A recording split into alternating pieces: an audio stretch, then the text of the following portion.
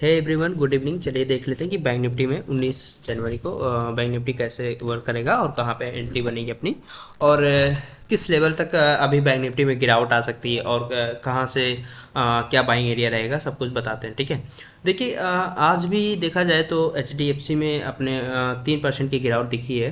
ठीक है, देखिए एच डी एफ सी में 3% की गिरावट दिखी है, और जो एच डी एफ सी का ए डी आर है वो चल रहा है 9% डाउन था आज। और एच डी एफ सी का ए डी आर अगर देखा जाए तो 9% डाउन था। इसी की वजह से अपना जो है ये आज फिर से हमें 3% की गिरावट दिखी है।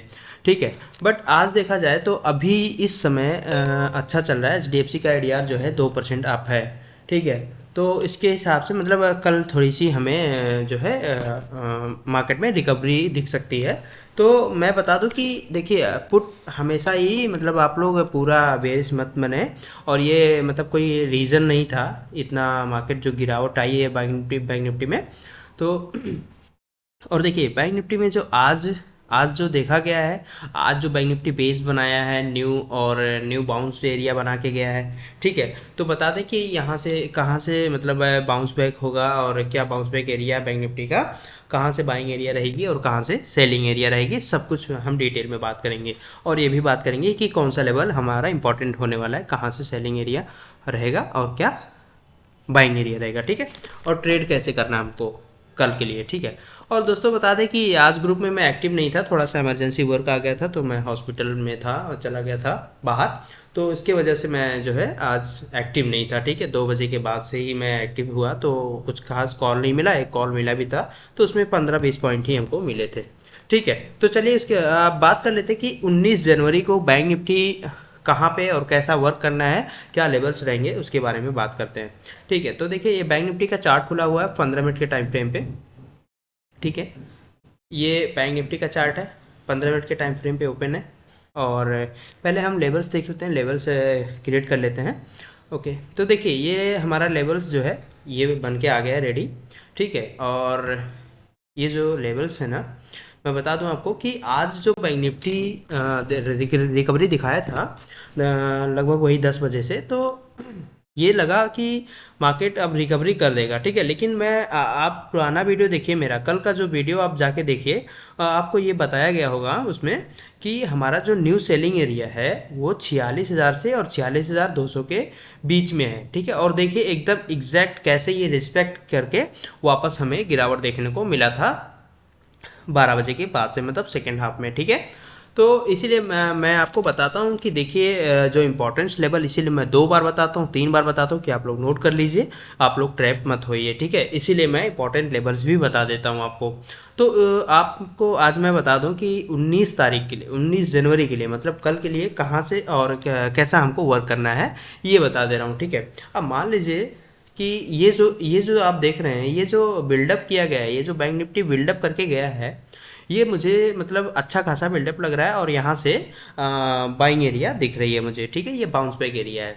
तो ये जो लेवल्स हैं मतलब 45,600 से लेके 45,700, ये जो एरिया है ये बाउंस बैक एरिया है।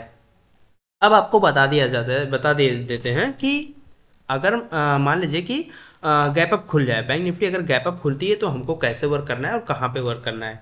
ठीक है, अब देखिए मान लीजिए कि बैंक निफ्टी हमारी गैप अप खुल रही है, बड़ा गैप अप अगर कल इस एरिया में गैप अप हो रहा है डायरेक्ट 46,000 पे और 46,200 के बीच में, बड़ा गैप अप अगर 500 यहाँ से, अगर 500 गैप अप का वो होता है, ओपनिंग होती है, तो हमको कैसे वर्क करना है। ठीक है फ्रेंड्स, तो देखिए हमको फिर वर्क कैसे करना होगा, देखिए बताते हैं।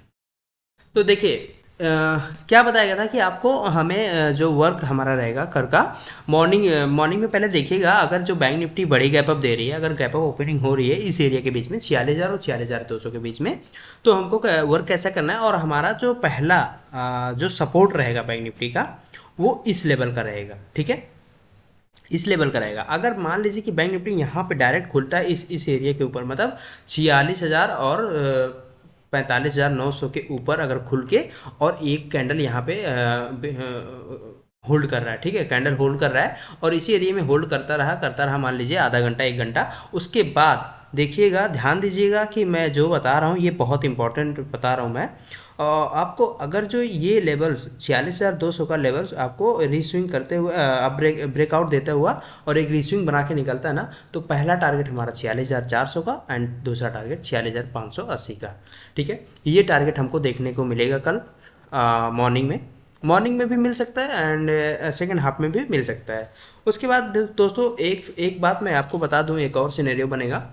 जो मान लीजिए कि गैप अप हुआ और ये जो सेलिंग एरिया है, ठीक है, ये सेलिंग एरिया टेस्ट हो चुका है एक बार, बट अभी अगर मान लीजिए कि कल सेलिंग एरिया में जाके और यहाँ पे समय बिता के एम पैटर्न क्रिएट करता है अगर, तो फिर से हमको डाउन साइड के लिए हमें ये टारगेट देखने को मिल सकता है 45,760 का। ठीक है, लेकिन ध्यान दीजिएगा कि अगर यम पैटर्न बन रहा है और डाउन साइड आया, अगर 45,900 के आसपास से यहाँ से अगर फिर से कोई अगर पॉजिटिव कैंडल बनी तो फिर से हमको ये बाउंस बैक मिल सकता है देखने को। क्योंकि ये वाला देखिए, ये जो कैंडल देख रहे हैं आप, ये भी एक बढ़िया सा हमको मतलब सपोर्ट दिख रहा है, रेजिस्टेंस दिख रहा है अप साइड से, ठीक है, और डाउन साइड से सपोर्ट दिख रहा है।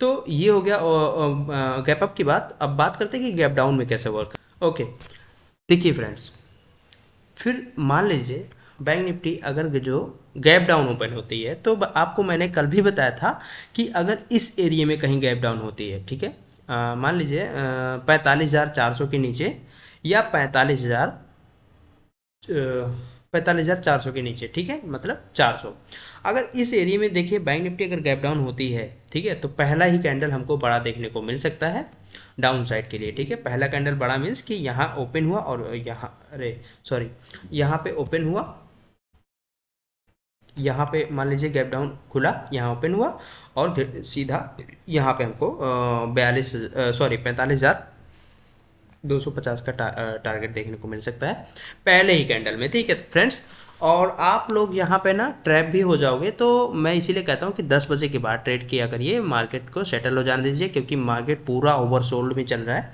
ठीक है, तो यहाँ से, और आज मैं मॉर्निंग में एक ट्रेड देखा, बट इसलिए मैंने ग्रुप में अपडेट नहीं दिया कि मार्केट में ना सिर्फ इंट्रेंसिक वैल्यूज होती है ना, उसी की अमाउंट थी। ठीक है, इसीलिए कॉल्स ना बहुत हाई फाई प्रीमियम में थे। आज जो इंदा मनी था, मतलब वो 800 के कॉल थे, तो कोई मतलब परचेज नहीं कर पाता उसे, इसलिए मैं जो है नहीं दिया। ठीक है, और मैं थोड़ा सा काम से इसलिए निकल गया था। तो फिर बताता हूँ।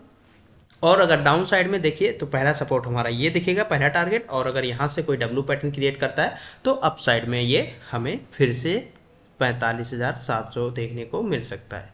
ठीक है, अब बता दें कि मान लीजिए मार्केट फ्लैट खुल गया इसी एरिया में, ठीक है, मतलब 45,600 से लेके 45,700 के बीच में अगर खुल रहा है मार्केट, और इसी एरिया में जब तक क्रिएट चल रहा है, मार्केट कैंडल बना रहा है, जब तक टाइम पास कर रहा है करने दीजिए, आपको ट्रेड नहीं लेना है। अगर जो इसका लो तोड़ता है 45,600 का, तो पहला टारगेट 45,250 का, एंड अगर जो इसका हाई तोड़ता है और रिस्विंग बना के निकलता है, तो पहला टारगेट 45,900 और 46,000, एंड यहाँ से फिर सेलिंग एरिया है, ये मैं आपको दोबारा भी बता रहा हूँ। ठीक है, तो देख लीजिए, मैं आपको,